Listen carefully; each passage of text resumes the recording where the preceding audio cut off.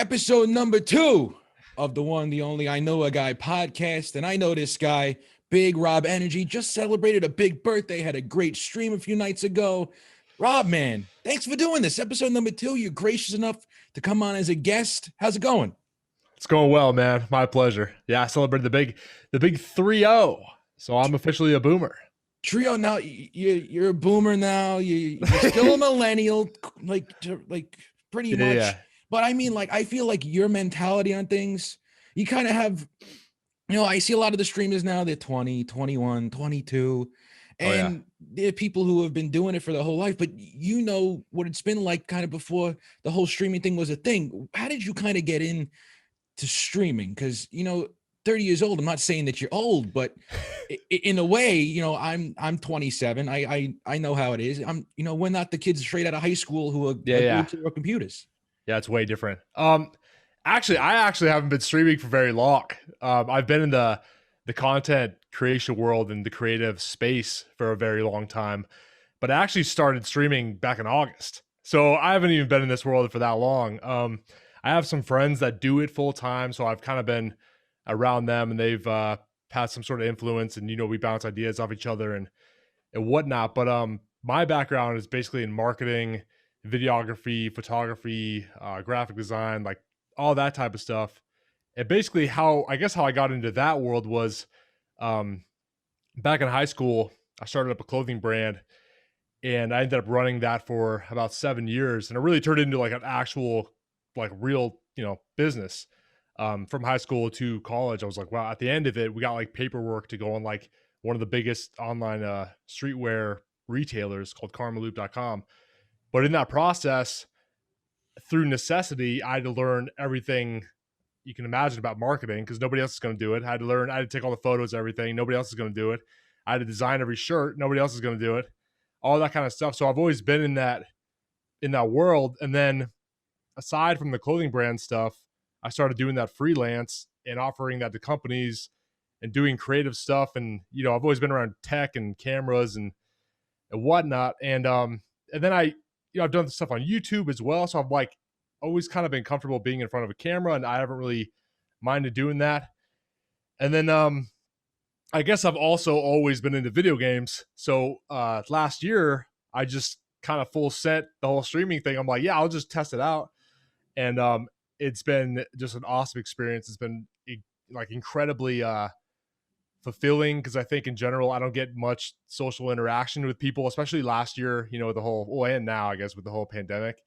And but I usually work out of my house in general, so I don't really get too much social interaction. So streaming, being able to talk to all these people, as well as being creative and being a goofy guy like how I usually am, and it's just a mixture of like everything I love. So it's been it's been awesome.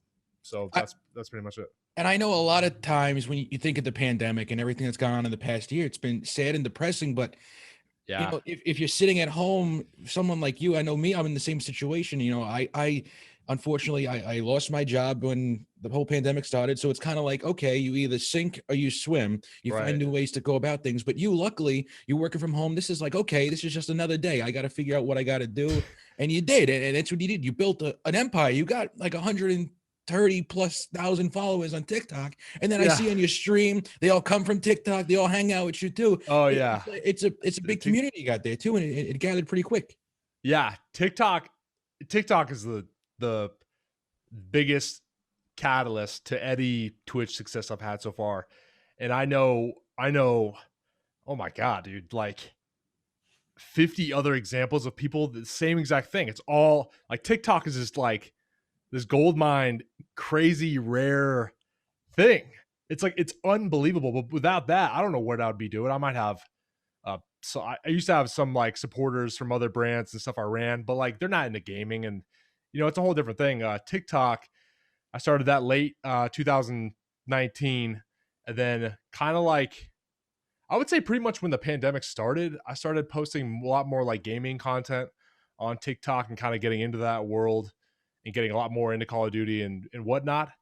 And yeah, over time, I fortunately enough gained a pretty good following on there, and a lot of gamers and people interested in my personality and and whatnot. And it just kind of translated into some sort of success on Twitch thus far. So, yeah, dude, I can't say enough about TikTok. I Yeah, tell man. people all the time to get on there, and I'm almost at the point now where it's like I'm just exhausted of trying to like convince people, because I'm like, dude, I don't know how many times could you say something. You know what I mean? It's like, Exactly. Were you ever like out on TikTok? Were you ever one of those guys that said, "Oh, it's just the kids app. I'm never gonna go on yeah, that." yeah. Before I got on it, I used to tweet. When I tweet, I roasted people a lot, and just, well, not really. I mean, that sounds kind of bad, but like I just like, jab things for fun, and Yeah, like nothing. yeah, little chirps back and forth. Yeah, Yeah, no like hard feelings. That's just how I am in general. But yeah, I used to say stuff like, I've done a lot of, you know, cringy things in my life, but I've still never made a TikTok, or like something like that. Like something about TikTok, right? yeah, And then it's funny. One of my best friends, who's a full-time YouTuber, his name is Big E. He I always thought he'd be perfect on the app. So when the app was out, and he'll tell you this story, but when the app was out, I was like, dude, you'd crush it on this app. Like, this is like just for you. And then he's like, dude, you would crush it on this app. Because at the time, I used to do a ton of Instagram stories, and I used to have an Instagram. So like, there's so many different like sub stories to everything. But I used to run a fitness clothing brand after the streetwear brand, and that got pretty big. And I actually got a following in the fitness industry up to like 40 something thousand followers on Instagram at one point. So like there was a big audience on there. But I was putting out these Instagram stories, just being like an idiot, just being goofy, like, whatever. And people, they always got good reactions. So I kept doing them. So he was like, dude, you would be great on TikTok. It's like, it's like Instagram. And then I just started doing it, and I just kept doing it. And I had, to the core, I had a lot of fun with it. It was a lot of fun. That's why I was doing it so much. And then I had one video pretty early on. I had 300 followers. I'll never forget this. And I posted a video, and overnight it got like 800,000 views, or some wild shit. Like, you yeah, know, yeah, yeah, and yeah. overnight I went up to 3,000 followers, and I texted Aaron, Big E, and I'm like, dude, I don't know what just happened, but this is sick. And I'm like, and I've always been under the mindset of like, if I do something, I can do it again, because I just did it. Why can't I do it again? Yeah. And so I got really motivated, and I just kept going, and had a couple other videos like with my wife, and like other stuff go off pretty big. At the time, I didn't have a niche. I was just kind of having fun. I didn't know what I wanted to become, or whatever. I wasn't streaming. I wasn't doing any of that. So I was just like, I don't know what I was, I don't know why I was really doing it. But it was fun. And then, and, over time, the following just keeps kind of growing and growing. And then I started going pretty hard with the gaming stuff. And now that's pretty much my brand. And I could tell if I post something that's not gaming related, it definitely doesn't do as well. So I'm like, okay, I really am like a part of that niche, I know now. So Yeah, the but whole thing's fun, man. it's funny because you go from a point, I'm never going to post on TikTok, to the point where Yeah. I put this out as a joke. And then all of a sudden it's like, okay, people find it. You know what? This is easy. I can do this all day. Yeah. And then you wake up 3,000 followers, you do it again, another 3,000 followers. And then now this point, you got hundreds of thousands of followers just hanging out, watching your every move. And you mentioned your wife before, and she's featured in a lot of your videos. Yeah. I mean, obviously going into your marriage, she knows what you do in terms of marketing and all this stuff. What is her reaction to everything that you're doing now? Honey, I'm going to go play video games all night. I'll see you in bed, but when you wake up. Yeah. That's a great question. So when, so she has a very standard, like, corporate job. Like, she works at this big, nice building in town. Like, she has she works 8 to 5. Like, she travels like 2 to 3 weeks a month, which is crazy, but it's a very normal job. Like, she has a boss, and like most people. And in 2016, I left my corporate job and went full-time freelance out of nowhere. And it was a super risky move. I didn't have anything else lined up. I was just tired of what I was doing. I hated my boss. It was a really bad situation, and nobody knows how bad it was except for me, because I'm me and nobody else experiences it. But I quit, and I it was insane, because we got married like a month before that. We bought a house like a month before that, and I just quit my job one day with nothing lined up, and I ended up running some credit cards up. I emptied out my 401k. I did a lot of risky shit, and it was tough, dude. It created a lot of tension and like uncertainty, and it was a very like emotionally tough time. She supported me and stuff, but she didn't really grasp the whole world of like freelance and like creative stuff until not even that long ago, especially with Twitch. Once I started showing her like, you can actually make some money doing this, and I would show her examples of like other guys doing it and like what happens and like opportunities and kind of how the whole, ecosystem works, and, brand partnerships and like how things work and how to do it. And some of the success I've fortunately had so far, I've showed her that, and try to bring her into that world. Now she's the biggest supporter there is. And that was a big hump. And, you probably know this, but when your significant other supports you or something, it means everything. And it means way more than anybody else, like showing me love or saying like, you're doing a good job. Like if my wife says it, it's complete, it's a whole different thing. You know what I mean? So, but yeah, that wasn't even that long ago. Now she's, I think I finally like solidified it with her, I guess. But, there was definitely, it's a weird life, dude. Like, I don't know. Like, yeah, I am playing video games. Like, like it's like, what is this?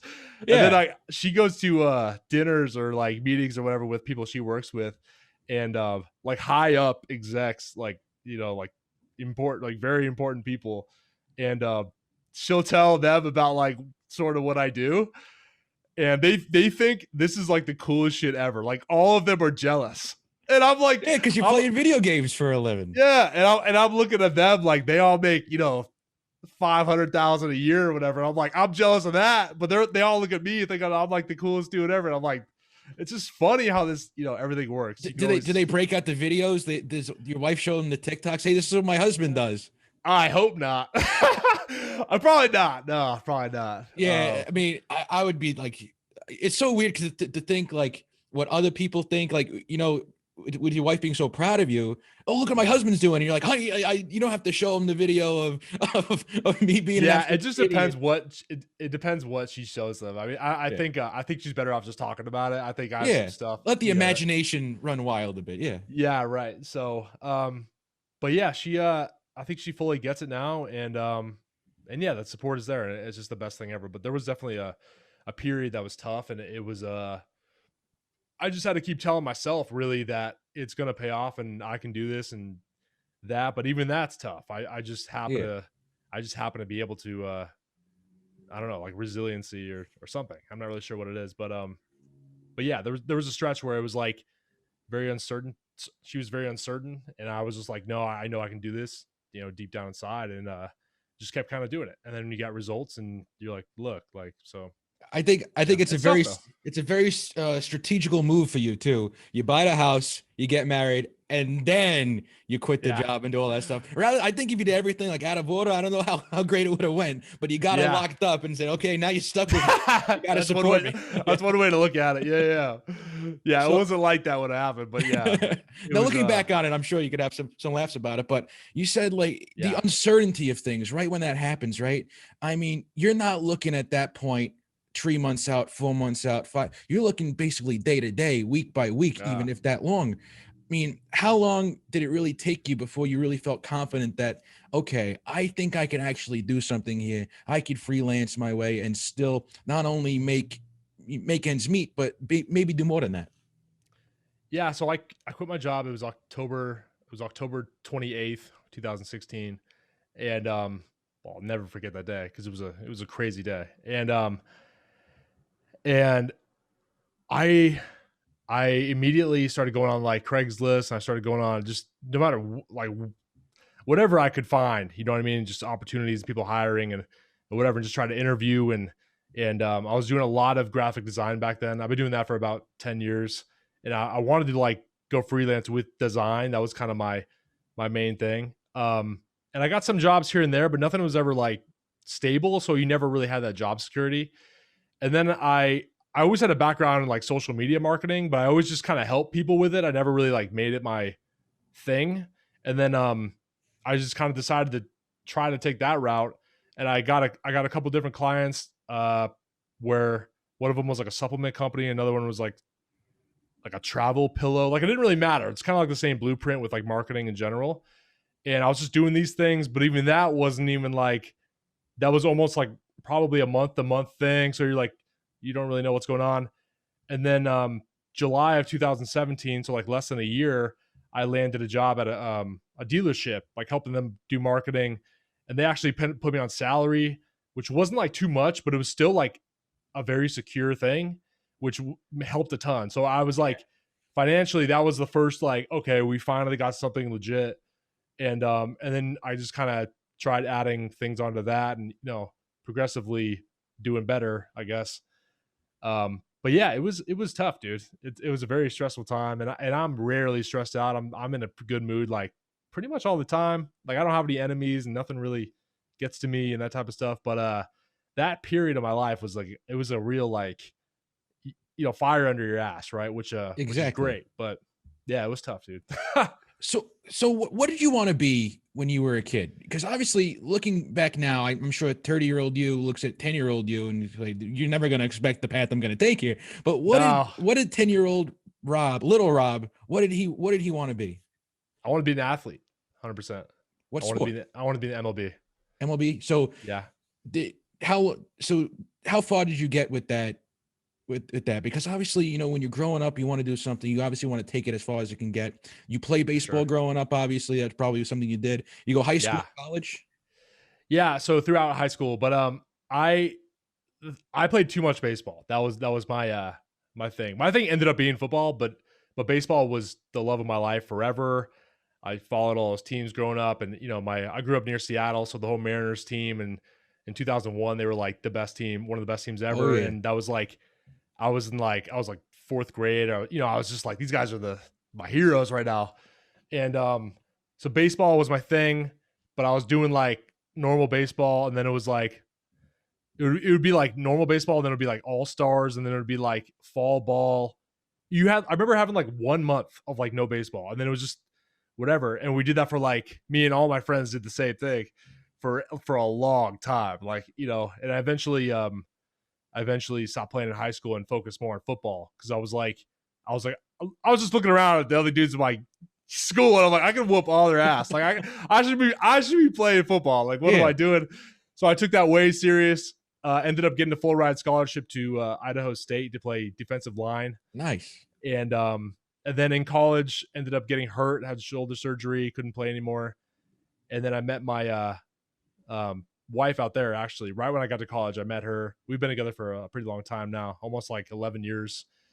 And I met her, and then she ended up we ended up getting some jobs out there. She got a job transfer out to Oregon, and now I've lived in Oregon ever since.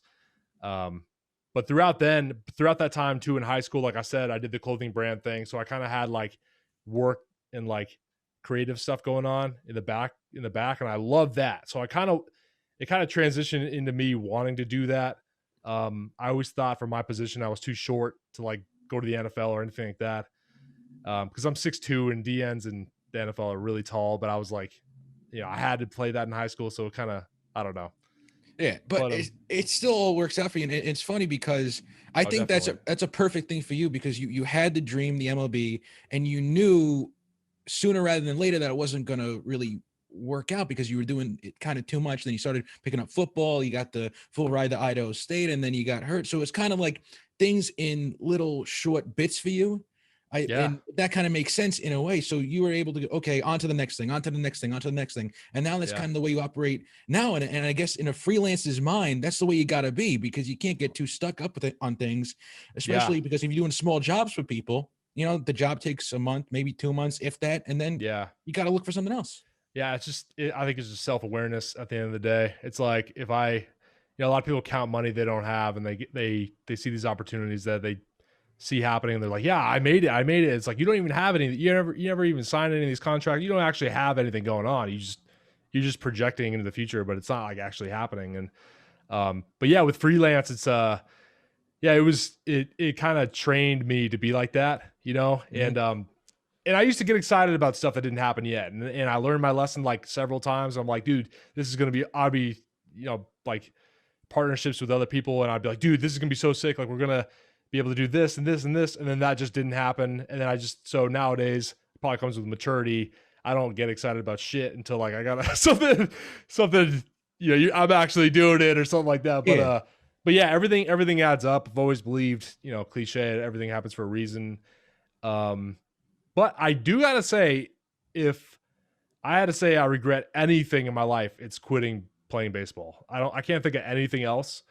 Because I was pretty damn good. Like I'm not gonna lie. I was good back in the day. But I quit because I was like, it just wasn't a good enough reason. Looking back, it was like I'm just kind of sick of it. It wasn't like I had to quit. I don't know. I'm bummed that I did that, but yeah. I mean, fuck. I wouldn't be doing this if So everything happens for a reason. As you said, everything happens for a reason, man. And that's really. I got to talk to you because I know we share a very similar opinion on something, and it constantly comes up on our fucking For You page on TikTok.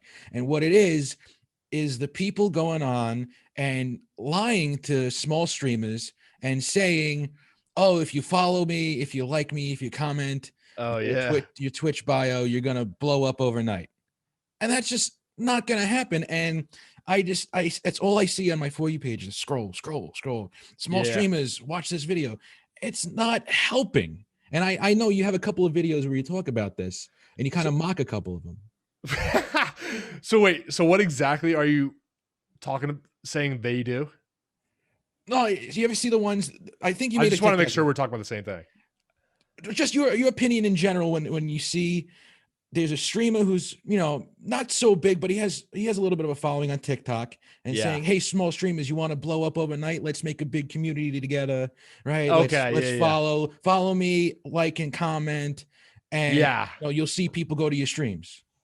Yeah, there's definitely TikToks of people that do. I mean, you see this everywhere, but you see tweets, you see TikToks, you see stuff where people say stuff, and their hidden agenda is just to get more comments. It's not really they're not really in it for the right reasons, I guess. Mm-hmm. You know what I mean? That's just like it's a marketing thing, but at the same time, it's kind of unethical in a way. I guess I don't know. It's kind of hard to say, but yeah, I think the moral of the story with that whole thing is like, you should be creating content, even if it's not Twitch.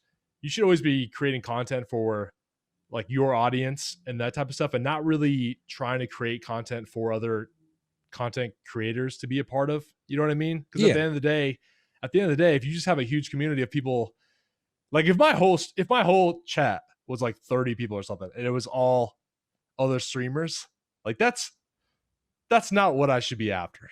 You know what I mean? Like it's fucking awesome when like you show up or anybody else shows up that I'm homies with. Like that's cool, but I don't see that as like my community, because you have your own community. Like all these people have their own hub and like what they're doing, and like, which is awesome. But it's just I don't know.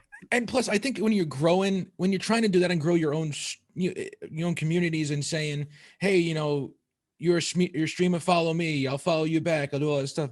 But then that's bullshit. Yeah, and then at that point, you have these followers on Twitch that aren't coming into your stream because they're too busy streaming for 12 hours a day. Exactly. That's the exact same thing. Yeah. And if your whole community was content creators, they're creating content. They're not like they're not there. It's a whole separate thing. And I like to watch people's streams a lot. Like when I edit a lot of stuff, that's when I watch other people. Right. Yeah. Because I just like having something on. Like I was watching you last night. I was editing a couple TikToks because I had to celebrate your birthday with you, Rob. Of course. So I was editing. That's really when I'll go and say hi. What's up, and then from there.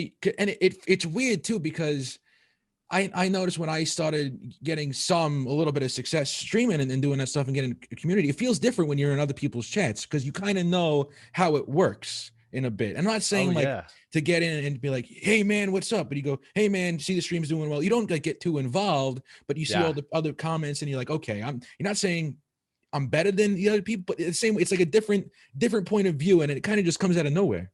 For sure, dude. Yeah. I mentioned earlier, but I've been in the marketing and advertising world for a very long time now. And when I see any type of just marketing, I guess. I see it immediately. Whereas a lot of people don't, because I study this stuff and I practice this stuff, and I whatever the case may be, YouTube videos, like what's how do people do stuff and whatever.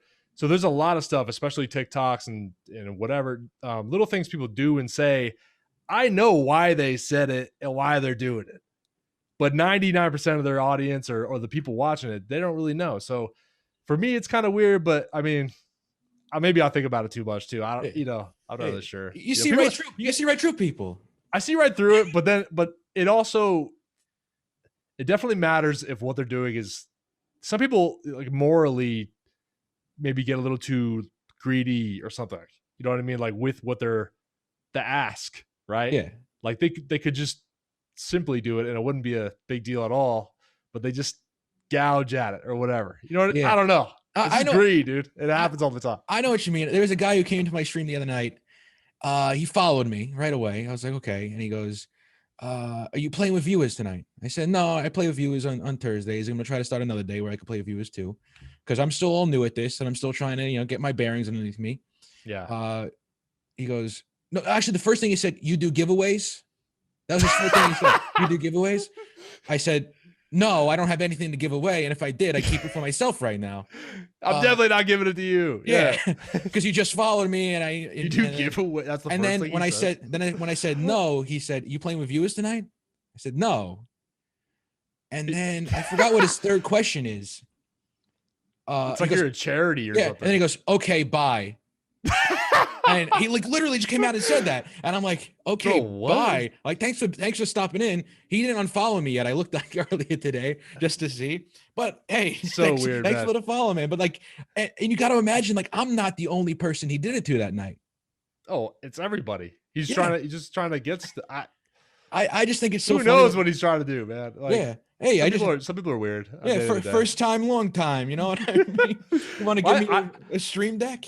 Most weird interactions on Twitch I've noticed were just kids, and they just, they don't have the etiquette and they don't have the maturity, and they, I don't know. They're just kids. Like you would never see a 30-year-old do that. You know what I mean? No, yeah, like for sure. There's no way. Yeah. Like, can I get a giveaway? Rob, can you give me free G Fuel? Yeah. I just followed you 35 seconds ago. But can you give me away like free things you have in your house? I'll give you my address. You know what I mean? Yeah, like exactly. It's that sort of thing. What is, one thing I've noticed when I've been streaming is just how tight knit like the core community can be in your stream. Yeah. And also you're following as well on TikTok and whatnot and Instagram. It really hit me one night when, we were having a discussion in my stream. One of my, my viewers was having a tough time, and everyone in the stream was just talking to him, saying, hey, it's going to get better. Don't worry. Yeah. When you see that type of stuff, and I'm sure you've seen it in your chat too, because you have such a positive vibe on your stream, and, BigRobEnergy, it's not a joke. Your energy that you bring, it's contagious, and you get in there and you just want to smile. Right. When you see that happening and you see it's not only you that's making people positive, but it's people who are in the chat already. And if there's any sort of negativity, they squash it out without you even have to do anything. Yeah. That's a real community, man. That's when you really have something. You know what I mean? And being a guy that's been in the sports my whole life, I always say this. I've just been a team guy my whole life. You know what I mean? And I understand that, like, I used to have teammates that were down, or somebody was struggling in a game and I had to pick up some slack or whatever. You know what I mean? Like it just all goes back to that. But seeing that is truly special. I had somebody in my chat last night talk about how his he said, like, I might not be in your streams for a little bit. My brother just started chemo and I need to help or something of that nature. And yeah, I saw several people say, console him in some way. That hit me because my mom actually dealt with chemo a long time ago. She passed away when I was like 15. Mine too. But she that resonated a lot with me. So I wanted to message him like after the stream. I don't know what his contact info is, but yeah, I feel like, I guess it goes back to, if you're doing good things, I feel like you attract people that are kind of the same way and have the same attitude and perspective and that type of stuff. And I feel like there's a lot of people in my community so far that I've noticed that are very similar to me and how I conduct myself or whatever. Like what they were saying is like what I would have said, you know what I mean? Yeah. If I was them, I guess. And that is really, it's a very proud moment to see those people do that and act that way. So I'm glad to have that. So Yeah, it's nice. But I'm sorry to hear about your mom. I went through a very similar thing when I was young. yeah, My mom had cancer for my whole high school right. since freshman year, and then she passed away when I was a senior in high school. So I went through a Oh very man. similar thing. Yeah. But if you That's want tough. to get real talk here for a second about it, and I think it changes who you are in a lot of ways, like going through something like that. But 100%. Yeah. but for me, it was a lot of independence. I don't know if it was more for you because she was she going through it for a while. I mean, that's probably She was sick, dude. She was sick for like most of my life, man. Like yeah. So she it's yeah. yeah. Sorry to cut you off. I Oh, go that's ahead. cool.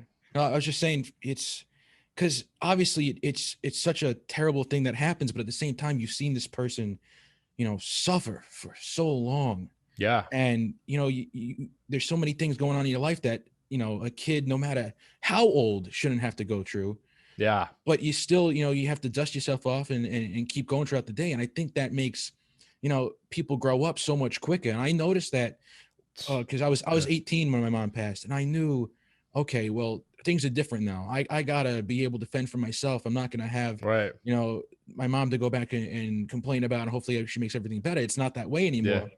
But it's just, it changes your whole mentality on things. Did you think that obviously it had a big impact on you in your life? Did you think it had a big impact on the way like your mindset is when it comes to things? Oh, dude, it's everything. Yeah, I think about her every day. I have a tattooed on my arm. I got a picture of her somewhere in here. But I got a picture of her in the house and yeah, you grow up real quick. I oftentimes think about if what I'm doing would, in the grand scheme of things, would be something that she would be stoked about or whatever. But yeah, it definitely plays a huge role for sure. I don't know. I remember because my dad was like, he's a fun guy, but he's also very strict. And once that happened, because like I said, I was 15. Once that happened, he was kind of like an emotional, like very emotional for like probably a year or something.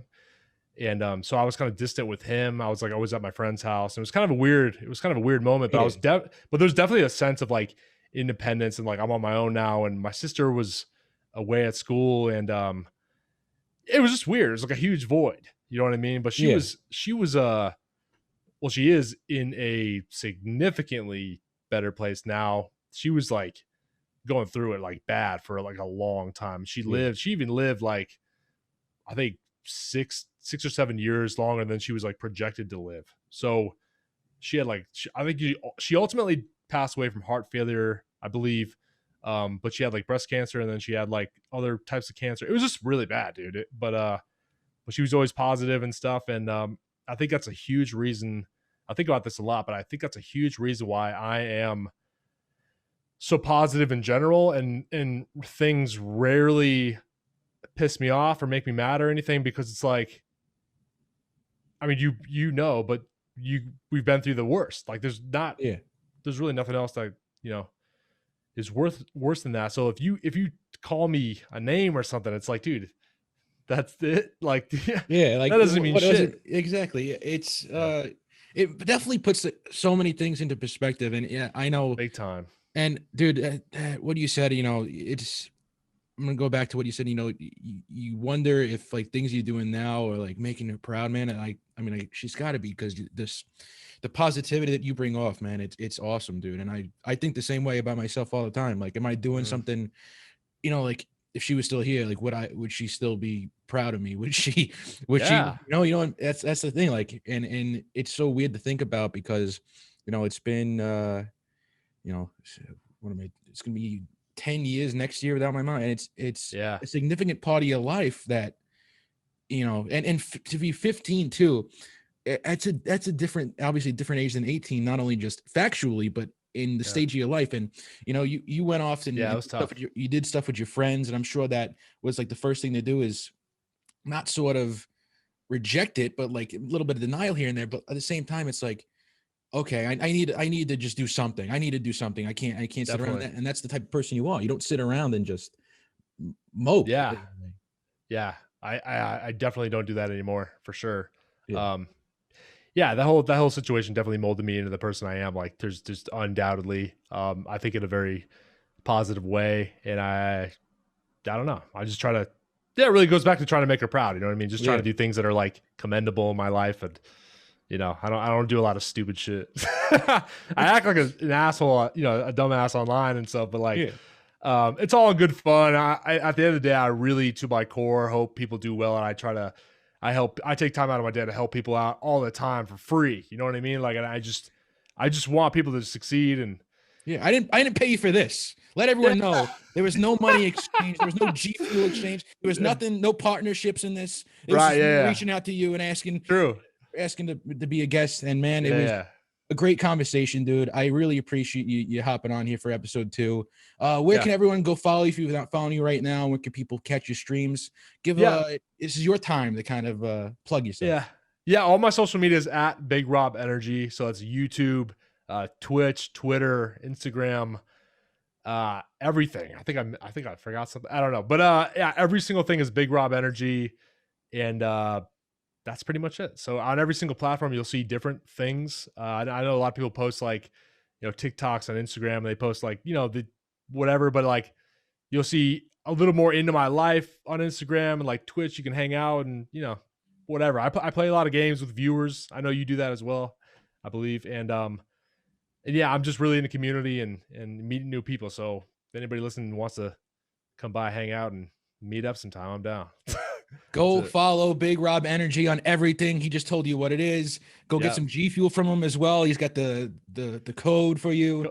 Big Rob, baby. Check out. Put it in a checkout. You'll get G Fuel. And it's just been a great conversation, man. I know a lot got real at some certain times, but it's good knowing other people's processes, where they come from, how they get to what they're doing right now. And you're just a fantastic story of that. Best luck with everything.